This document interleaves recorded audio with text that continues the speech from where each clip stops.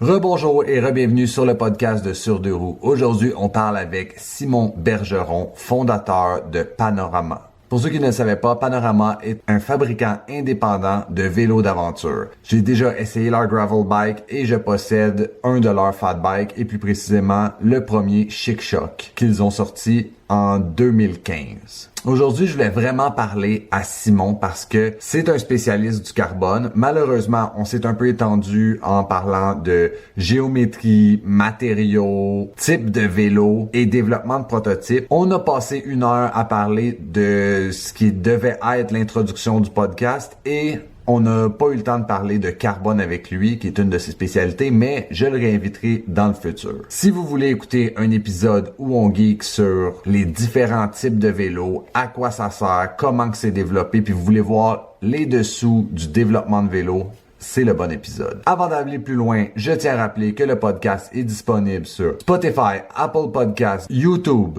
Amazon Podcasts et probablement votre plateforme préférée si vous n'aimez pas une de ces plateformes-là. Je vous invite à vous abonner afin de ne rien manquer et laisser une note, idéalement 5 étoiles, afin de me booster dans l'algorithme et de permettre à d'autres passionnés de vélo de découvrir mon podcast. Bref, sans plus tarder, allons parler à Simon.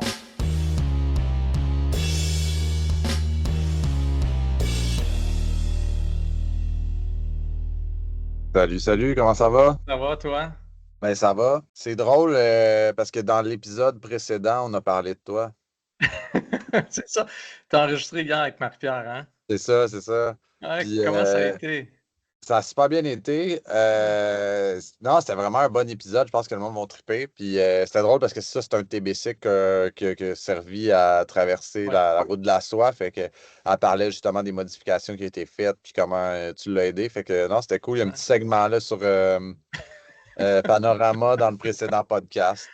Bon, ben, coudonc, c'est bon. Ça va être, ça va-tu être diffusé comme back-à-back ou, Ouais, c'est ça, back-à-back, fait ouais? que tu fais un doublé.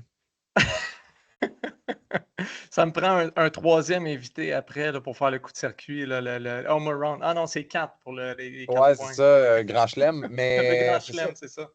Ça va nous prendre. Ouais, c'est ça. Mais si t'as d'autres ambassadeurs qui ont fait des affaires vraiment nice, je serais tout oui, là. Ben, ouais, j'en ai. Ouais, on pourra s'en parler, là, mais ouais, évidemment, là. Tu sais, j'ai Samuel en tête parce qu'il vient de sortir son film. OK? Samuel Marcon, il a traversé le Québec en hiver en vélo, puis en ski. Quand il est rendu au nord, là, tu sais, il n'y a plus de route, là, il a fini ça en ski. Fait qu'il a fait l'intégralité de la province du Québec, du sud OK. au nord, l'hiver. Puis là, il y a un film qui vient de sortir, un documentaire long métrage, puis on fait le lancement en fin de semaine. Fait que, tu sais, il est un peu dans l'actualité, Samuel. Ça pourrait être quelqu'un, là. Ah, ça pourrait être nice, ouais, ouais. Ouais, Mais bienvenue sur le podcast. Je suis content de enfin te recevoir parce que je sais pas si tu te rappelles, quand j'ai parti le podcast, on s'était croisés à la ouais, foire du vélo d'ici. Je me rappelle plus exactement comment ça s'appelle, mais on avait parlé justement de te recevoir. Puis là, l'année passée, le booking a été un peu plus agressif, je dirais, que les autres années. Puis là, enfin, j'ai réussi à t'attraper. ben, c'est correct. J'ai été très patient.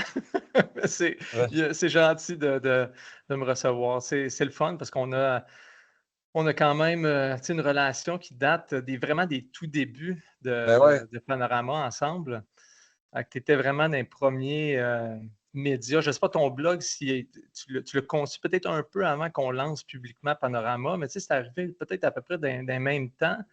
Puis, tu as été, si c'est pas le premier dans les premiers médias, tu sais, à toucher un vélo puis à publier dessus, là. Donc ça c'est vraiment cool en tout cas aujourd'hui, de s'asseoir ensemble, parler, là. C'est drôle parce que, tu sais, le Chic Choc, tu sais, le Chic Choc 1 que j'ai acheté en 2015, à l'automne 2015, c'est le bike que j'ai gardé le plus longtemps. Ce bike-là va avoir 9 ans, je l'ai encore, puis j'ai fait tellement d'affaires avec, c'est fou. Puis à chaque fois, je pense de le changer. Je suis comme, ah non, je l'aime vraiment, ce bike-là, fait que je le change pas, mais tu sais, c'est fou de penser que c'est ça, ça fait 9 ans, je l'ai Ouais, jamais changé, j'ai toujours été extrêmement satisfait, puis non, je pense que je vais le garder pour toujours, ou ben, jusqu'à temps qu'il y ait un failure ouais. catastrophique, mais c'est ça, il est encore tellement d'actualité. Ouais, ouais, ouais. Ben, je te vois de temps en temps avec ton enfant que tu mets Mhm. sur le devant, c'est un beau véhicule familial pour toi aussi, là. Puis, je serais Exact. curieux de savoir cette génération-là de fat bike réellement, la première cuvée de Chic Choc, comment on a lancé la marque, tu sais, vraiment, tous les utilisateurs, possiblement l'ont encore. On n'en voit pas beaucoup sur Marketplace. Nos vélos, ils se retrouvent, évidemment, on n'a pas des immenses volumes, mais tu sais, c'est pas des Mhm. vélos qu'on voit en vente. Fait que, tu sais, si les gens s'en départissent, peut-être qu'ils ont déjà un réseau autour d'eux qui veulent l'acheter, mais tu sais, c'est pas. Ou les propriétaires, j'ai l'impression, ils l'ont encore, c'est tout comme toi, là, ce Ouais. vélo-là, les gens l'ont toujours, là.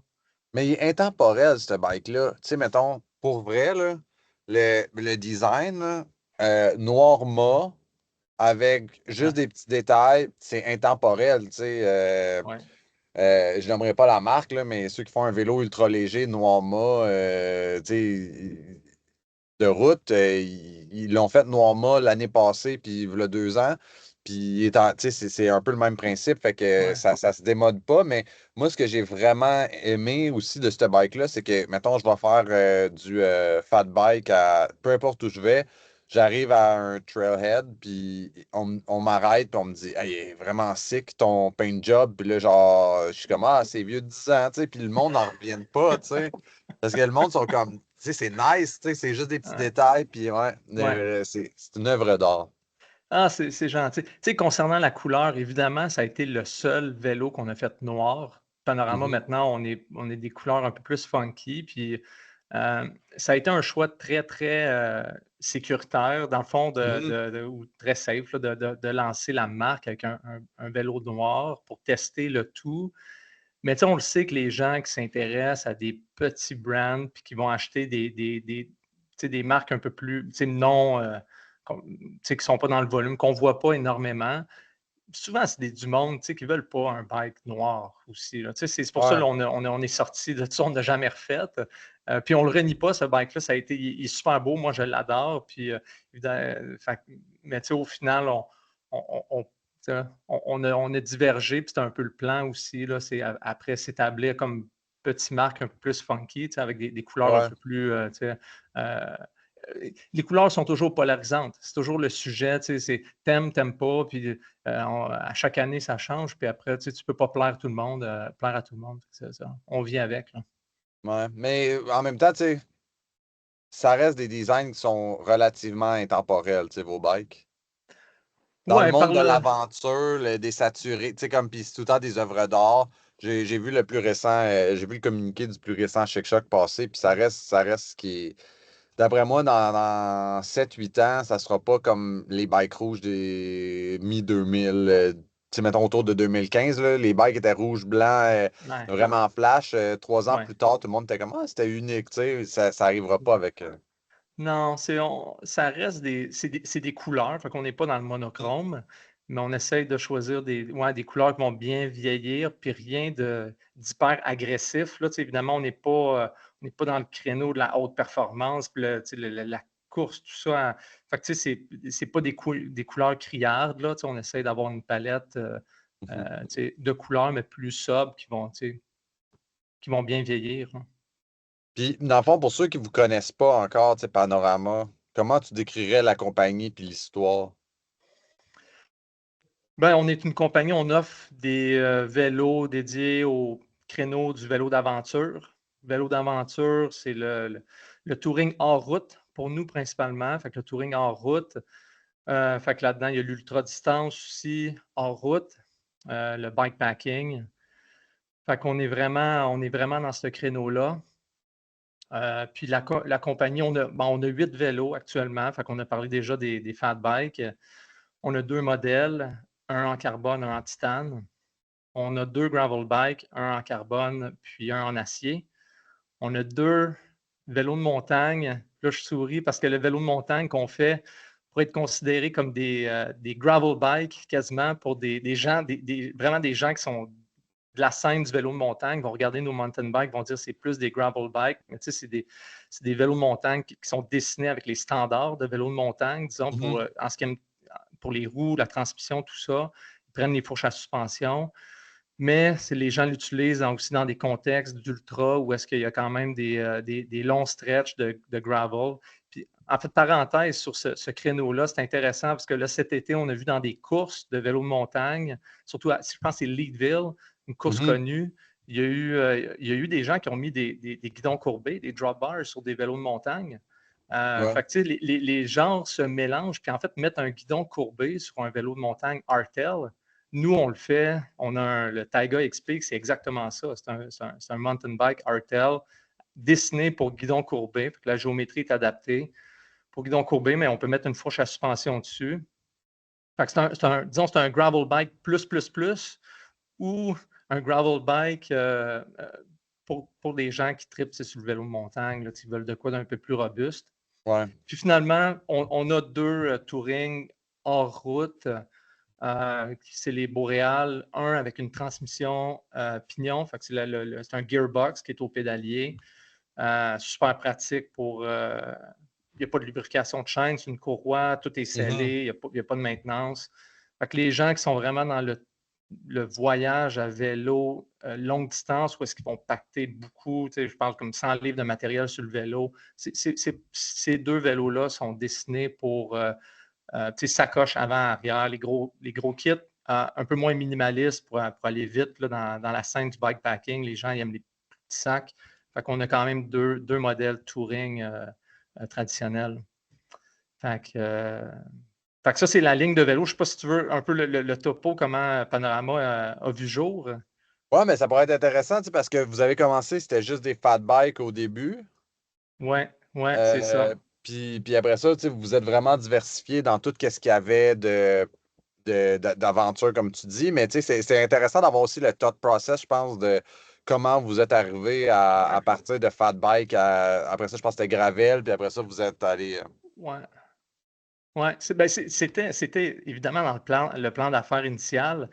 Pour l'histoire rapide, moi, je suis cofondateur. On est 2 à avoir fondé la compagnie. Maintenant, je suis propriétaire unique. Puis, moi, j'ai fait du BMX beaucoup dans ma jeunesse. 2000, avant les années 2000, 97, j'ai commencé une job dans un bike shop. Première, je me mélange dans mes années, là, mais première job que j'ai eu, c'est d'un bike shop. Puis à ce moment-là, j'ai eu accès, évidemment, comme tout le monde qui tripe sur le vélo, à des bons prix. J'ai commencé le vélo de montagne à ce moment-là. Puis rapidement, j'ai fait du downhill. Fait que moi, mon background, j'ai fait de la course en descente pendant plusieurs années. J'ai fait le circuit Coupe Québec, Coupe Canada. Fait que ça a été mon background. Puis ça a drivé un peu mes décisions, mes choix d'études. Fait que j'ai fait la technique en génie mécanique. Puis, évidemment, les projets, j'essayais de faire tourner ça autour du vélo. Ensuite, je suis allé faire l'ingénierie, mes cours en ingénieur mécanique. Puis, deuxième année de mon bac, je suis allé travailler pour Gourou, qui fabriquait des vélos à Montréal. Malheureusement, la compagnie a fait faillite depuis, mais j'ai été employé de Gourou pendant mon ingénierie. Puis, en fait, jusqu'à la faillite de la compagnie, plusieurs années, j'ai été là. Puis là, c'était une période de ma vie, je faisais beaucoup de vélo de montagne, puis je travaillais dans le vélo, puis j'étais vraiment là-dedans. Puis, graduellement, je me suis un peu, disons, un peu tanné de toujours rouler un peu aux mêmes endroits, puis un peu je devrais dire peut-être la culture aussi de la course du vélo. Puis j'ai dévié un peu mon centre d'intérêt vers les sports d'aventure. J'ai commencé beaucoup de faire de l'escalade. J'ai fait de l'alpinisme à ce moment-là, puis on a fait énormément de camping, la randonnée, du hiking, des longues randos. Puis, là, je pratiquais, ça fait quelques années que j'étais là-dedans, vraiment dans le outdoor, le plein air, le pur, puis des trucs un peu flyés, des expéditions, des aventures. Puis, à un moment donné, je tombe sur une expédition qui était faite au Népal à vélo, sur un truc qui m'intéressait pour faire à pied. Mais là, c'était quelqu'un qui le faisait comme en touring hors route. Puis ça m'a captivé. Puis c'est à ce moment-là, je me suis vraiment intéressé.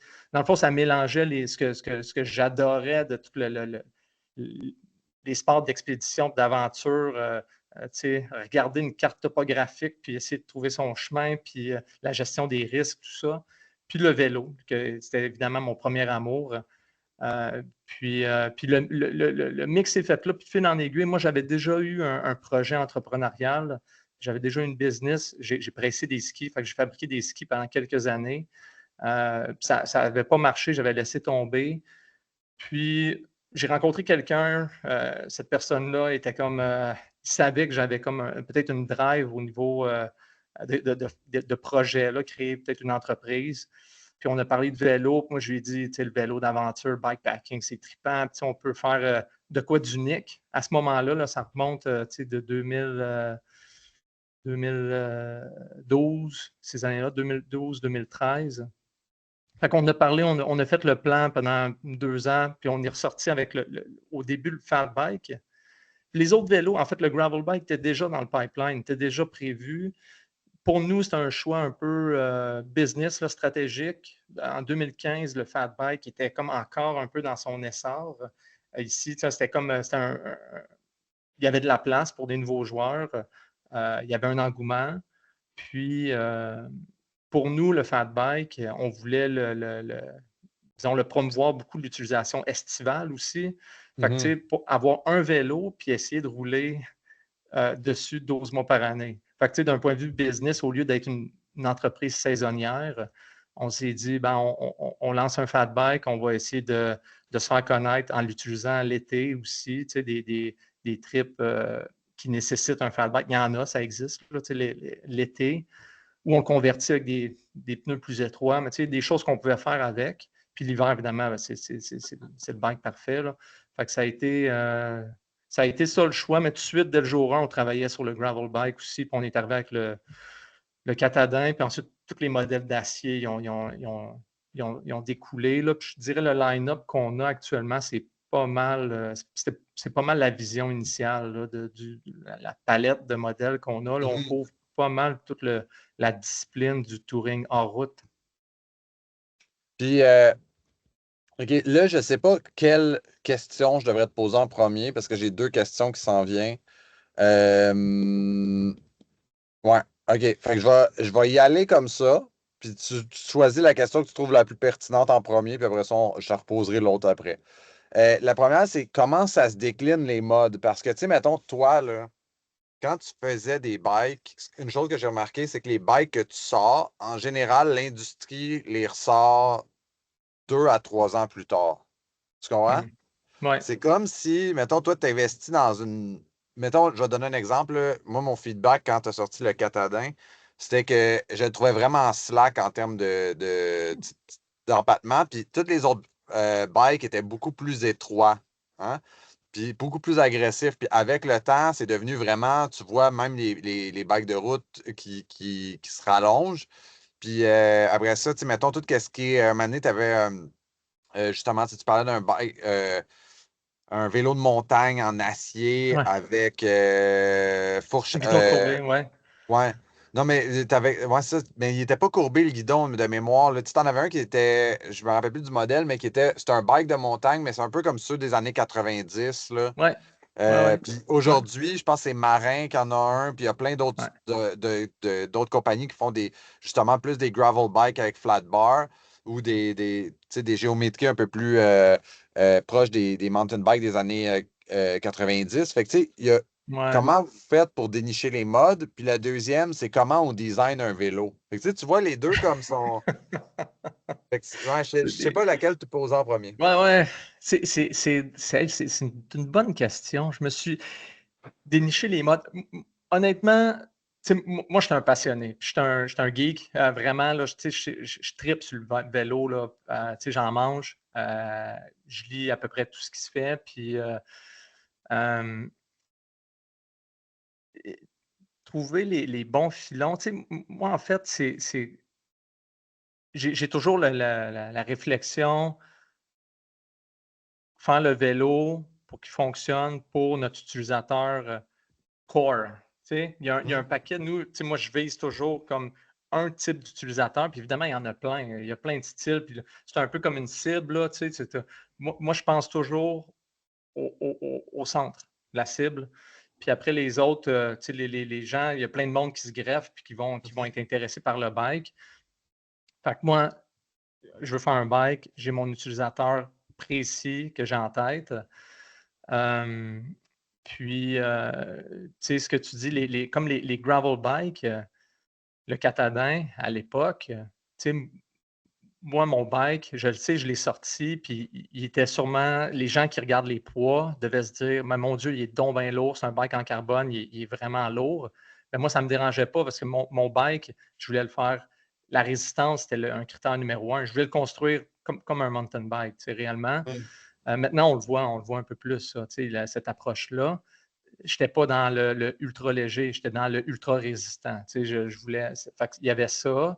Puis après, en termes de géométrie, tu sais, je me dis tout le temps, les gens vont mettre des sacs là-dessus. Puis si tu as déjà ridé un bike avec des sacs dessus, avec moindrement un peu de poids, ça ne se comporte pas pantoute pareil. Tu sais, c'est vraiment. Fait qu'il faut trouver le sweet spot. C'est sûr, je te parlais du Boréal, c'est un bike vraiment pour charger l'expédition, les gros sacoches.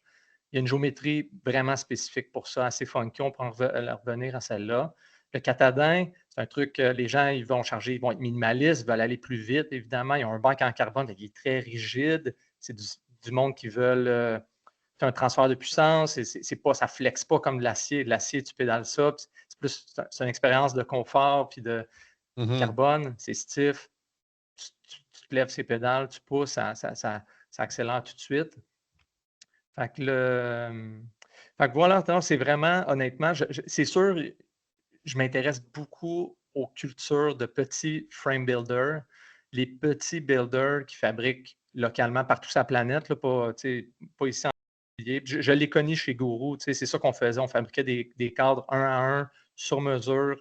N'importe qui dans la place qui avait une idée, on le faisait. Une semaine après, le bike, on pouvait le créer. C'était vraiment flexible. Fait que les petits builders, ils ont cette flexibilité-là d'essayer plein de trucs funky. Puis évidemment, quand il y a les shows, il y a Bespoke qui a passé, qui est en Europe, il y a une couple de semaines, il y a 2 semaines. Il y a Made maintenant aux États-Unis, il y a une couple d'années. Je pense que c'est la 3e édition de Made. Les builders sont là. Le Philly Expo. C'est le fun de voir ce que les autres font. Eux autres, ils ont une flexibilité. Ils se plantent sur un, c'est pas grave. Ils en refont un deuxième. Ouais. Moi, c'est des bikes quand même de petite production. Fait que, tu sais, il faut trouver le sweet spot. Mais je ne sais pas, je réponds à la question. Vraiment, pour l'inspiration, c'est un peu. Pour l'inspiration, ça fait du sens. Puis, tu sais, c'est intéressant d'avoir aussi ton point de vue parce que, tu sais, c'est vrai, moi, je regarde beaucoup Pathless Pedaled. Ouais. Puis, tu sais, les gens qui vont voir, tu sais, il est comme.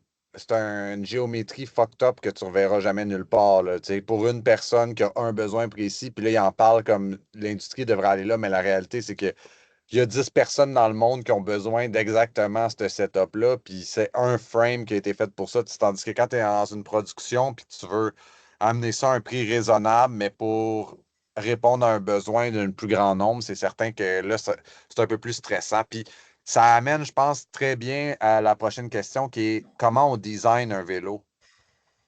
Ouais, c'est une bonne question. Je pense. Puis, attends, avant que tu commences, Ouais. désolé de t'interrompre, je sais que tu es ingénieur.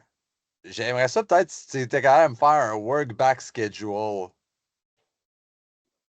Tu Ouais. sais, les échéanciers rétro. Je trouve ça toujours intéressant de savoir peut-être en termes de temps aussi. Tu sais, mettons, combien ça prend de temps à arriver à complétion en plus de savoir comment on design. C'est quoi les étapes puis combien ça prend de temps? OK. OK. Là, je suis dans une pièce qui a beaucoup de prototypes ici. Puis je regarde évidemment des bikes en acier, comme notre nouvelle génération d'Anticosti. C'est un bike. Là, on est en mode qu'on peaufine ici. Tu sais, dans le fond, j'ai pas. Je pourrais parler en fait du Chic Shock parce que c'est un bike en carbone. Le process de ce bike-là est différent qu'actuellement des bikes en acier. Tu sais, rapidement, les bikes en acier, moi, ce que je vise, c'est les gens qui s'intéressent à l'acier, souvent, ils parlent de comment c'est rouler sur un bike d'acier, c'est un nuage, puis c'est confortable, puis c'est vraiment tu sais, le feel de rouler sur un bike d'acier. Fait que moi, c'est important pour moi cet aspect-là. Je le sais qu'il y a beaucoup de vélos d'acier sur le marché, surtout de production, qui n'offrent pas cette qualité de ride-là parce qu'ils préfèrent faire des bikes très, très, très stiff, overbuilt pour les cas extrêmes. Fait que moi, mon processus est toujours, puis mon raffinement, c'est trouver la ligne parfaite pour chaque grandeur où est-ce que mon choix de tube va offrir les meilleures caractéristiques de ride pour la plupart de mes acheteurs. Puis je ne te cacherai pas, je suis super honnête avec ça, puis je le dis à tout le monde. Quelqu'un, disons, qui achète un Anticosti, qui va mettre un porte-bagages en arrière avec des grosses sacoches, puis c'est quelqu'un qui pèse déjà 200 livres de départ, va le trouver comme vraiment, vraiment très, très mou, le bike. Si tu loads à l'infini, des bikes sont conçus pour offrir des caractéristiques de ride vraiment confortables. Là, je parle vraiment pour les bikes d'acier. C'est une optimisation dans le choix des matériaux pour ce qui est de l'acier. Après, il y a du peaufinement, comme là, cette année, pour l'Anticosti, j'ai changé de l'outillage pour plier les chainstays. Fait que c'est un pliage sur 3 points, un peu plus de dégagement sur les talons. J'ai changé le drop out, je voulais le mettre UDH. Fait qu'on a designé nouveau drop out, prendre le UDH. Nouvelle grandeur, fait qu'on tweak un peu le choix de tube pour les grandeurs. Fait que, tout ça est un processus pour les bikes soudés un peu moins coûteux, puis un peu plus rapide. Je dirais du moment que moi, mon plan il est fait, OK, je dis, comme là pour l'Anticosti, j'avais 2 nouvelles grandeurs à designer. Je fais ma sélection de tubes pour avoir des prototypes. Je design mes chainstays, comme là, j'ai changé la shape de mes chainstays pour le dégagement du pneu, puis je disais pour le dégagement des talons au pédalage. Fait que, nouvel outillage à designer, tout ça. Pour avoir un premier proto là-dessus, c'est 4 à 5 mois.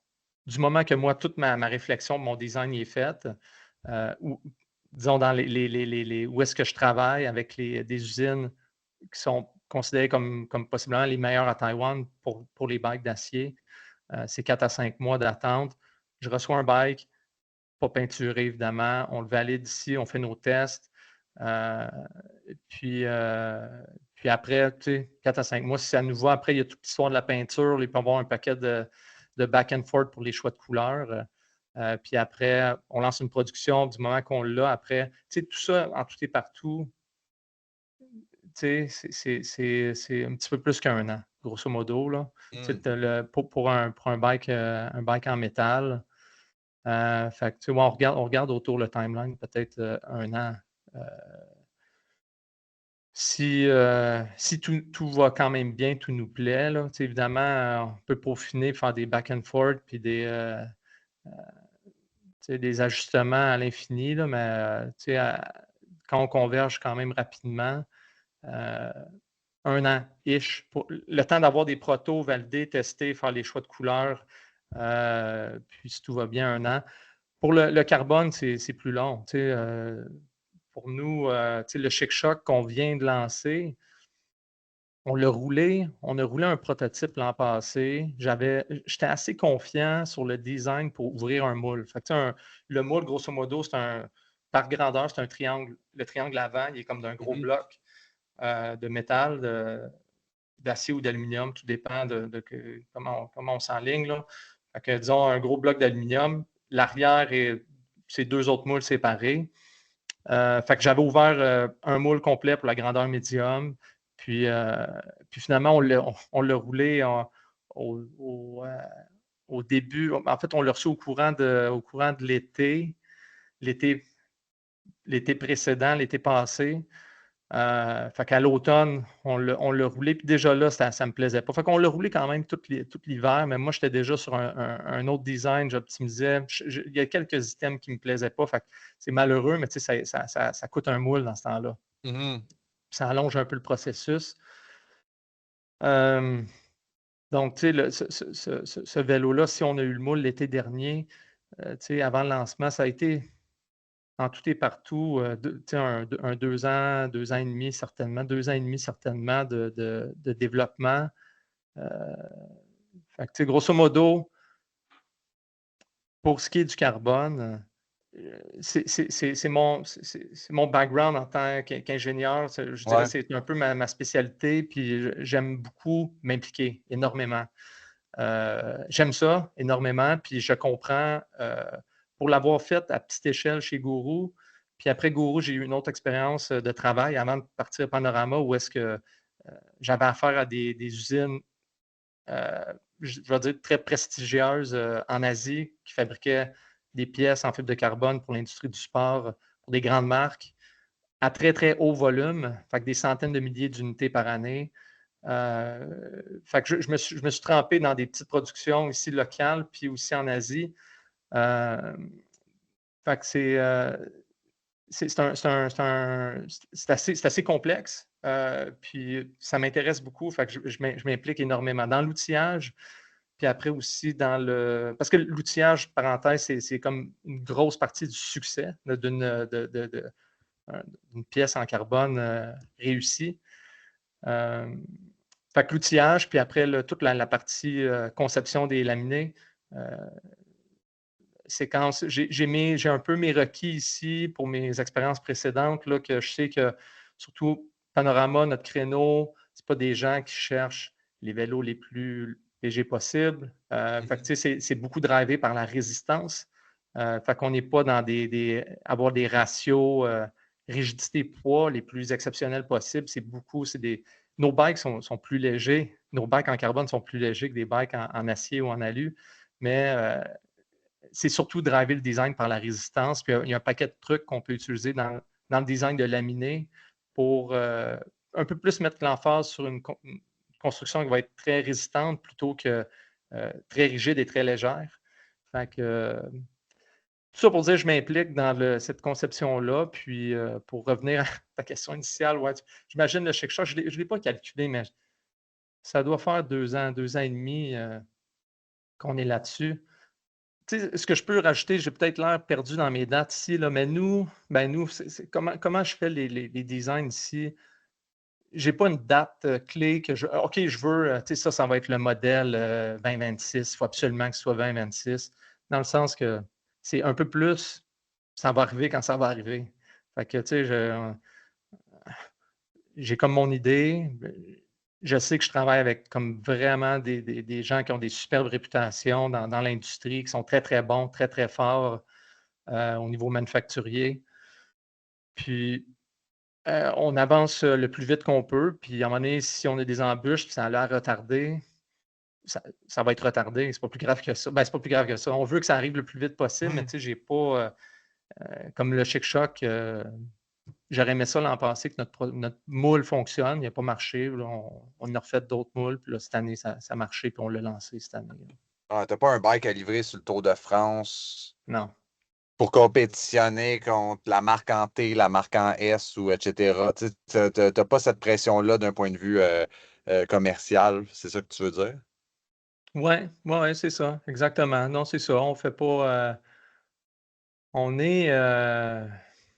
On est comme dans une catégorie, puis ça, c'est beaucoup inspiré, je disais, mon passé qui est beaucoup dans le plein air. Tu sais, j'ai été très, très dans le vélo, puis après, j'ai été plus proche des.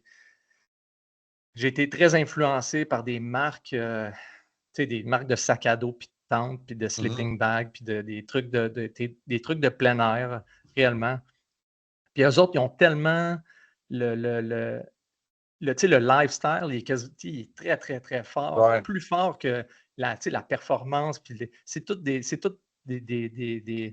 les gains sont tous personnels. Sont pas, il y a moins de podiums. Tu sais, dans le vélo, c'est une industrie particulière. Tu sais, on fait du sport dehors, c'est un sport de plein air, mais le vélo, il est comme, c'est comme une bébête à part. C'est un peu comme un truc souvent très axé autour des podiums et de la performance. Ouais. Fait que c'est pour ça, Panorama, tu sais, tout tu sais, ce que j'essaie de mettre dans de projeter, là, tu sais, c'est tout ce qui englobe le vélo. Tu sais, c'est la partie vélo, c'est le fun, mais aussi tu sais, planifier un voyage, puis après, tu sais, tout ce qui entoure l'expérience vélo est comme aussi importante que la partie que tu vélo, que tu pédales sur ton bike, tu sais. Ouais. Mais c'est drôle parce que justement, on disait ça avec tu sais, Marie-Pierre. Hier, tu sais, je disais, moi, j'ai pas fait beaucoup d'aventures ou tu sais, des grandes aventures comme elle, mais on dirait que mettons, moi, j'ai traversé la Suède il y a 2 ans pendant le Midsummer, quand il fait clair 24 heures sur 24. Puis, on dirait que la planification, j'ai trouvé ça plus excitant que de le vivre. Tu sais, de voir, mais OK, je vais arrêter dans tel. OK, pendant tant, mettons, je sais pas, 200 kilomètres, je suis dans un parc naturel, je vais avoir un lac tu sais, mettons, on va traverser un lac, il va y avoir telle affaire qui va se passer, puis on dirait que c'est plus excitant, en effet. Tu sais, il y a comme une différence entre l'aventure et le côté sportif, puis c'est deux mondes totalement différents, puis il y en a un que, justement, tu sais, t'as pas tant, t'as pas tant les résultats à aller chercher, tu sais. Ouais. Ouais, ouais. Non, tout à fait. C'est vraiment ça que, tu sais, que tu décris. La la préparation est vraiment excitante. Puis après, tu sais, puis je peux rajouter ici, tu sais, au Québec, on est vraiment choyé. Tu sais, aussi Mhm. lancer cette business-là, puis ça a toujours été dans l'optique d'essayer de promouvoir évidemment cette pratique-là, la pratique du vélo touring hors route, bikepacking, ou on peut l'appeler comme on veut, là, vélo d'aventure.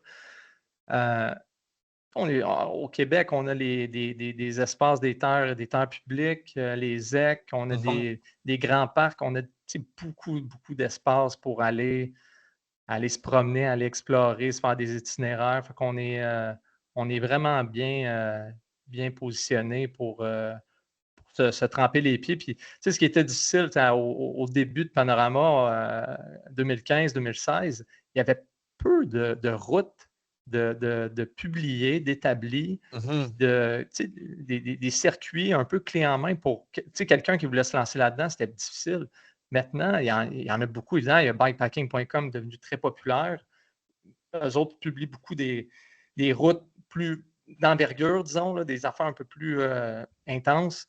Mais tu sais, au niveau local, nous, on a publié un paquet sur notre site web. Je ne sais pas si on est rendu à 20-25 circuits. Puis essayer de donner comme un itinéraire, un truc clé en main pour qu'une personne qui va aller se tremper les pieds dans cet univers-là, puis l'essayer sans avoir à tout planifier, tout. Tu sais, ça réduit beaucoup le risque, là, tu sais, comme une gestion des risques dans tout ça. Là, puis l'ouvrage, tu sais, tout le monde est occupé. Après, il arrive le vendredi, tu te demandes ce que tu fais. Tu sais, maintenant, tu peux aller en ligne, trouver un beau circuit, tu t'en vas, tu t'en vas explorer une région méconnue dans le bois, tu sais, puis vivre de quoi de particulier, hein. Mais c'est vrai que ton créneau s'est beaucoup développé ces dernières années. Tu sais, mettons, tout le bikepacking, puis le gravel, c'est devenu populaire.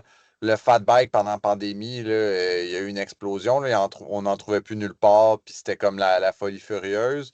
Il y avait justement, tu sais, le bikepacking est devenu, je ne sais pas si je l'ai dit déjà, mais tu sais, le Ouais, bikepacking est devenu, tu sais, les aventures, puis surtout ce qu'on voyait beaucoup, tu sais, les one-nighters. Puis, tu sais, les gens qui partaient, mettons, le vendredi soir ou tu sais, le samedi matin qui allait à quelque part puis qui revenait en dedans de 24 heures. Puis ça, j'ai trouvé ça vraiment intéressant de voir à quel point il y avait, tu sais, ça s'est vraiment développé ces dernières années. Fait que tu sais, t'es dans un créneau, je pense, qui est en pleine émergence. Euh, ouais, ouais. ouais, c'est mon impression aussi. Là, c'est un, c'est un créneau qui pique la curiosité. Tu sais, clairement, il y a beaucoup de belles histoires qui sortent de là. Après, les gens, tu sais, l'essayer, tu sais, il y a quand même tu sais, une barrière, il y a un step au niveau de l'équipement. Souvent, tu sais, le vélo, tu peux prendre n'importe quel vélo. Là, tu sais, mais après, tu sais, pour les sacs, les gens, qu'est-ce que je fais? Tu sais, ça peut devenir aussi beaucoup de sous. Fait que, tu sais, il y a des façons. Tu sais, pour l'essayer peu coûteuse, c'est essayer de s'organiser avec ce qu'on veut, puis juste strapper, prendre des straps voilés ou n'importe quel genre de courroie, puis strapper des sacs sur le Mhm. vélo. Pas besoin d'avoir l'équipement qui coûte une fortune non plus. Mais tu sais, ouais, c'est un créneau ouais, je pense que c'est un créneau qui est bien publicisé, il est Mhm. beaucoup plus, tu sais, on en voit plus. Après, la pratique réelle, je pense qu'elle augmente aussi, mais tu sais, ça reste un peu hors norme quand même. Ouais. Ouais. Tu sais, tu disais que tu avais rechangé le Chic-Choc, là. Vous êtes rendu à la 3e mouture. Ouais, ouais, c'est C'est ça. c'est quoi qui a changé? Ben, entre la 1 et la 2, c'est clairement tu sais, la grosseur de roue qui a changé. Tu sais, vous êtes passé du 26 au 27,5. Mais c'est quoi qui a changé entre la 2e et la 3e? Ben, entre la deuxième et la troisième, toi, tu as génération 1. Fait que Ouais. génération 2, le moule était différent aussi. OK. Les shapes étaient assez différentes. Mais oui, il devenait 27,5.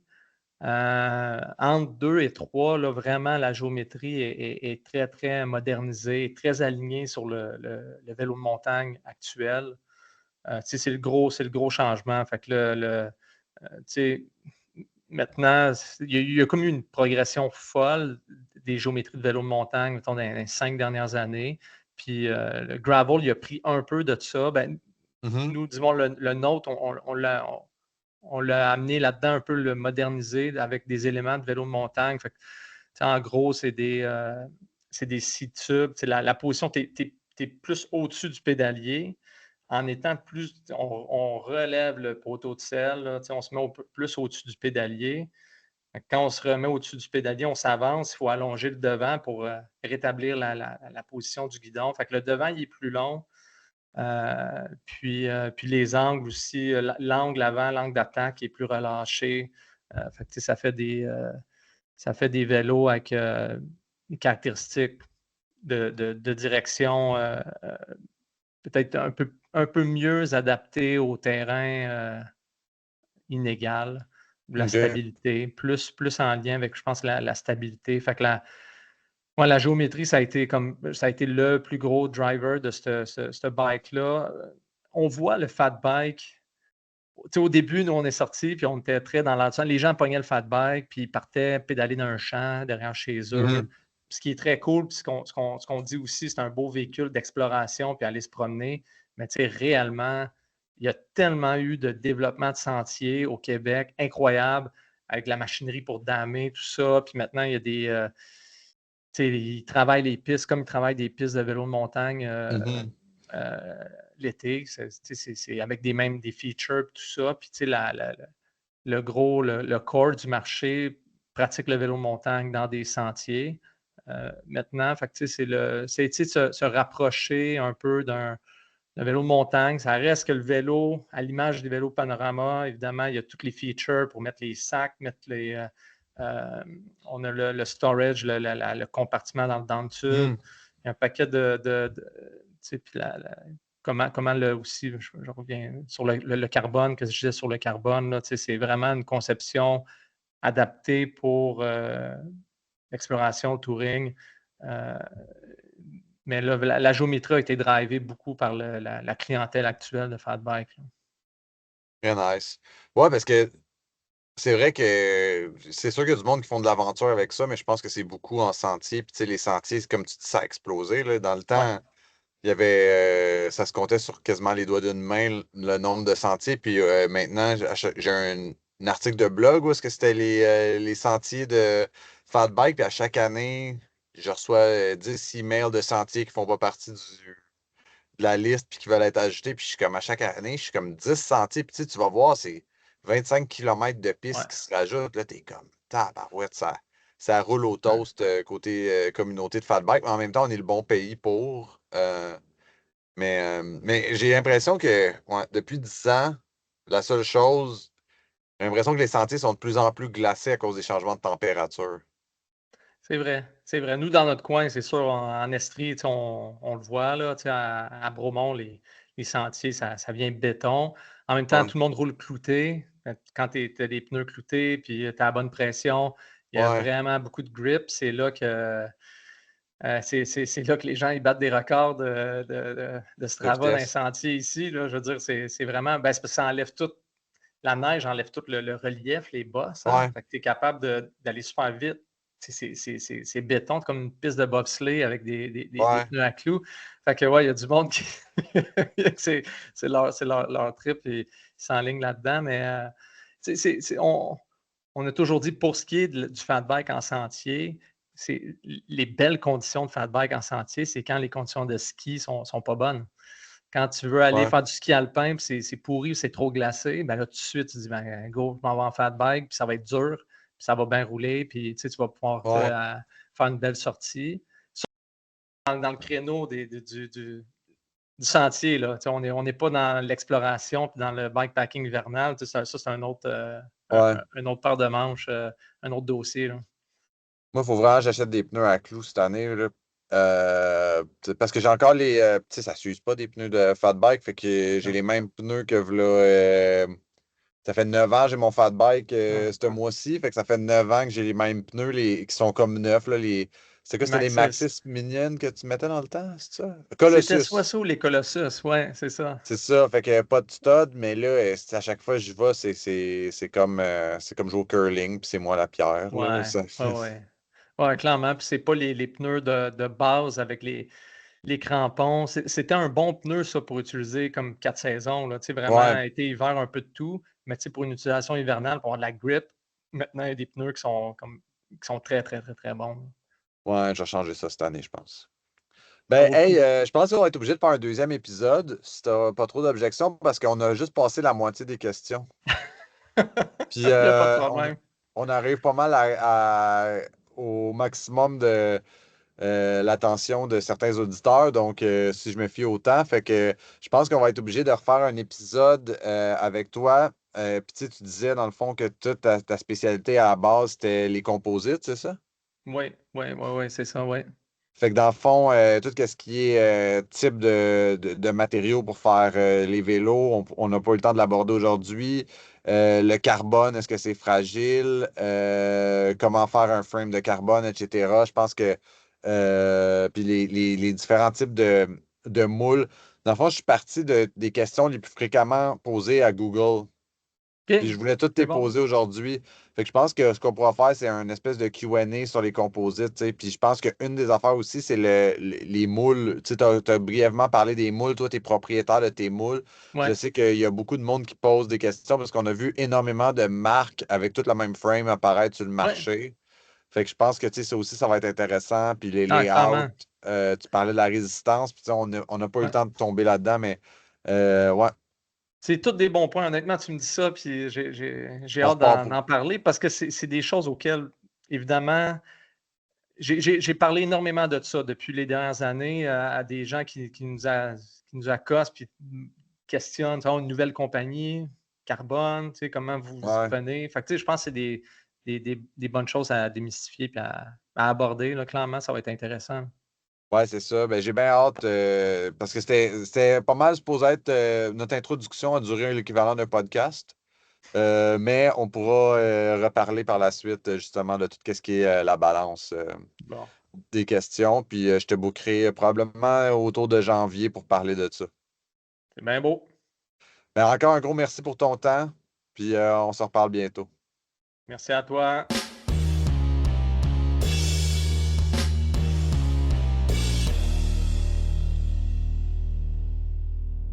C'est ce qui conclut notre épisode. Merci beaucoup d'avoir écouté jusqu'à la fin. Et encore une fois, je vous invite à vous abonner au podcast sur votre plateforme préférée et me laisser une note, idéalement 5 étoiles, afin de me donner un petit boost dans l'algorithme. Et sur ce, je vous dis à dans 2 semaines. Merci.